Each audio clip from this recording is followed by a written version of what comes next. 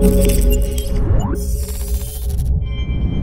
what's going on guys, Arekkz here, welcome back to another Destiny 2 video, and welcome to the Curse of Osiris DLC. This right here is gameplay from the very first story mission. Now, there won't really be any spoilers in this. The cutscene that precedes this, I was not able to record, and there will also be no cutscenes afterwards as well, so this is basically just gameplay of me running through the very first story mission, because last week I was very fortunate enough to head over to Seattle to go and visit Bungie and go hands-on with the Curse of Osiris DLC. During that time, I got to play through the majority of the campaign. I got up to basically the final mission and then had to swap over and do other stuff as well. On top of that, I also got to check out the 2 strikes, the new Crucible maps, and also some of the other stuff that you would be doing in the DLC. So, in today's video, I'm allowed to talk to you guys about the campaign, my sort of general impressions, what you're seeing right here, and just a few kind of high-level things. Of course, there is plenty more stuff for me to talk about because the Curse of Osiris DLC comes with a new patrol zone, new social space, and a few other things on top, but that's stuff that I'll be talking about over the coming weeks as we get closer to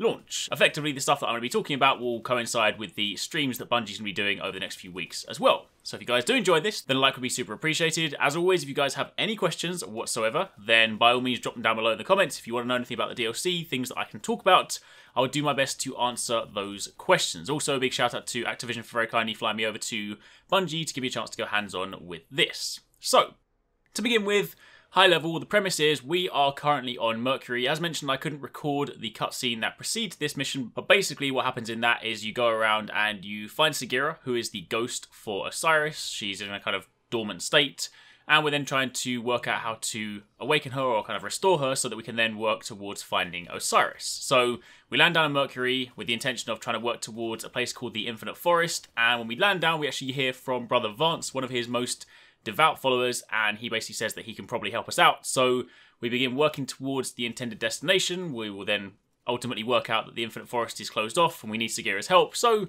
we then catch up with Brother Vance, and that's basically how the campaign kicks off. So what you're going to be seeing in this gameplay is, of course, we're on Mercury right now. This is a space that we'll be able to patrol later on once we kind of get to the sort of more central location. We'll also work our way into the Lighthouse, which is the new social space, and of course we'll meet Brother Vance in the process. Of course, the DLC itself focuses around the Vex as well as Osiris. Osiris is trapped somewhere in the Vex network, and we're ultimately trying to free him and, of course, avert this quote-unquote dark future. So that's basically the focal point for the DLC. Now, do bear in mind, for those of you guys that are sort of hoping to find out more about the Vex, you will kind of learn things as you're playing through, but this is a predominantly more sort of Osiris-focused DLC, so think of it more as sort of like learning more about him first, and then sort of the Vex second. There are 2 topics that I am definitely super excited about. There are a few things in Destiny that, me personally, I've always wanted to know more about.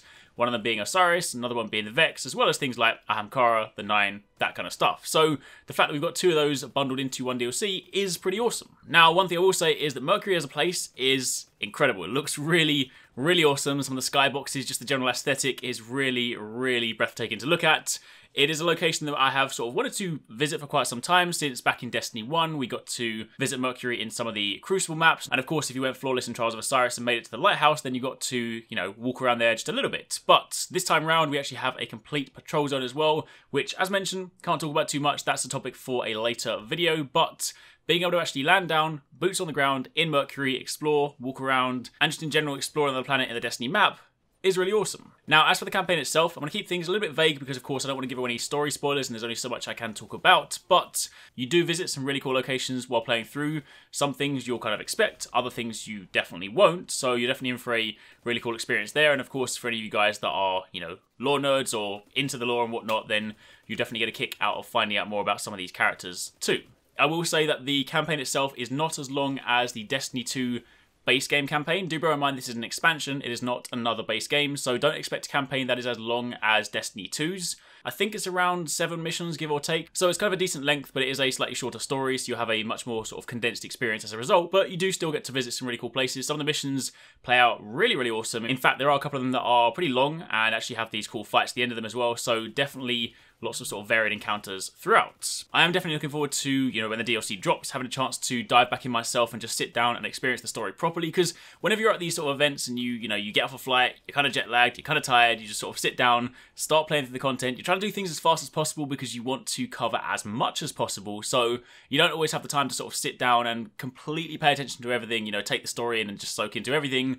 you are definitely sort of trying to blitz through things slightly more rapidly. So when I get a chance to play that, of course, on December, I'm super excited to actually listen more to the story and really kind of meet some of the characters, because I did also kind of get myself into a sort of cliffhanger, so to speak, because I didn't get to finish the campaign. I got to quite near the end, but because we were trying to fit as much as possible into a short space of time, we had to sort of jump between all the different activities we could do. So ultimately, I still have more to discover. But for the time being, that is pretty much it from me. Just a kind of very quick look at some gameplay from the first story mission. I'm going to let the rest of it play out so you guys can watch it and just sort of hear the final bit of the audio, because of course we're now working towards meeting up with Brother Vance, and we're going to go and head into the lighthouse. The lighthouse is a little bit different to the one you would have seen in Destiny 1. It doesn't seem to be quite as big.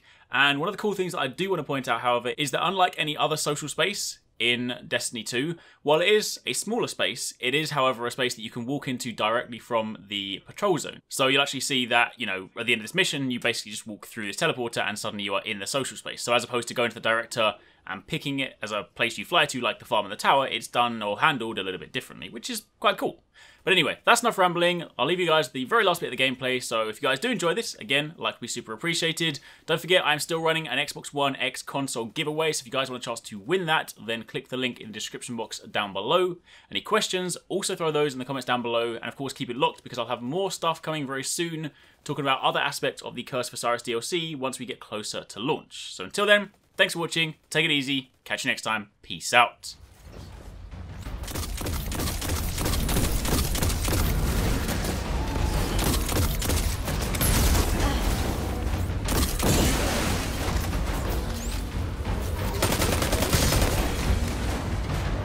Descendants. We haven't seen these Vex since the Vault of Glass.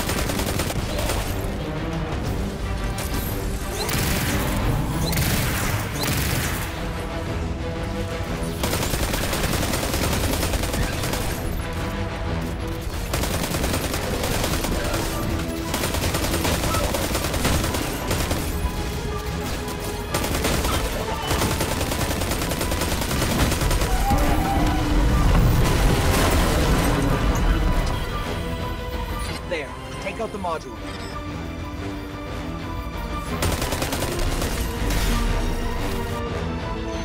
Vex from different timelines are converging on Mercury. That's bad. This is easier to get to than their old place, that's for sure. Thank you. I don't know what I would have done if Osiris hadn't sent you to me. In return, the followers of Osiris can help you revive his ghost. We have a hidden temple on Earth. Take Sagira to these coordinates. I will notify the followers that you are coming. Now that the lighthouse is safe, we can prepare for Osiris's return. All of the lost prophecies are coming to pass. I'm finally going to meet Osiris.